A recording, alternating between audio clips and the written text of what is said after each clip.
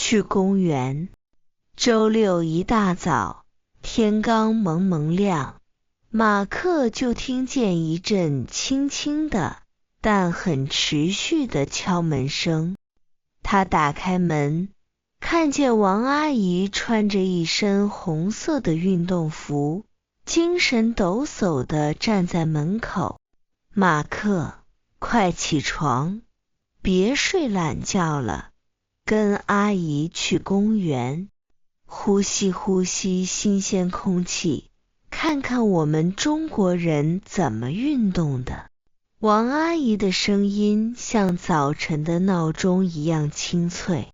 马克睡得迷迷糊糊，但听到公园和运动，还是挣扎着爬了起来。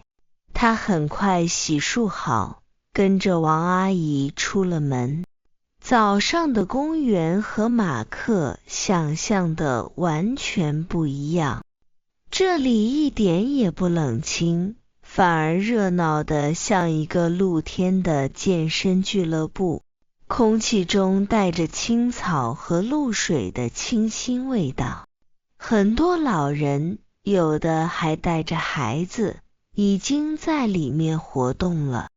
王阿姨一边走，一边像导游一样给马克介绍，你看那边，那群人在打太极拳。王阿姨指着一片空地，只见几十个人，大多是爷爷奶奶，穿着宽松的练功服，随着悠扬的音乐，缓慢而流畅地移动着。他们的动作柔和连贯，像在水里移动一样，充满了奇妙的节奏感。马克看呆了，他觉得这和他见过的所有运动都不一样。那边是在下棋。另一棵大树下，几位老人围成两圈，全神贯注地盯着石桌上的棋盘，时而沉思，时而快速落子。还有那个叫斗空竹。王阿姨又指向另一边，一位老人手里拉着两根小棍，一根绳子连着一个小轮子一样的东西，那空竹在他手里上下翻飞，发出嗡嗡的响声，看得马克眼花缭乱。太有意思了，马克惊叹道，赶紧拿出手机拍照。王阿姨看马克对太极拳这么感兴趣，便把他拉到队伍后面，笑着说，光看不行，你来试试，学习一下。马克有点不好意思，但还是站到了队伍末尾。他学着前面爷爷奶奶的样子摆开架势，可是他的动作僵硬极了，手脚好像不是自己的。别人是行云流水，他像是机器人跳舞，动作完全跟不上节奏。旁边几位奶奶看到他笨拙又认真的样子，都忍不住友好地笑了起来。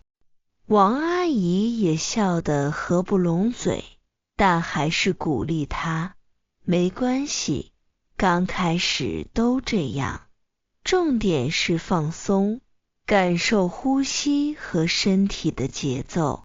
虽然打得很糟糕，但马克却觉得有意思极了。在缓慢的动作和深长的呼吸中，他感到一种前所未有的宁静。阳光穿过树叶照在身上，周围是清脆的鸟鸣和舒缓的音乐。他第一次如此真切地感受到了中国人悠闲而充满生命力的一面。回家的路上，马克还对太极拳念念不忘。王阿姨，我明天早上还能再来吗？我想学习这个。当然能啊，只要你起得来。王阿姨高兴地说。马克觉得这个早上他看到的不仅是运动，更是一种生活的智慧。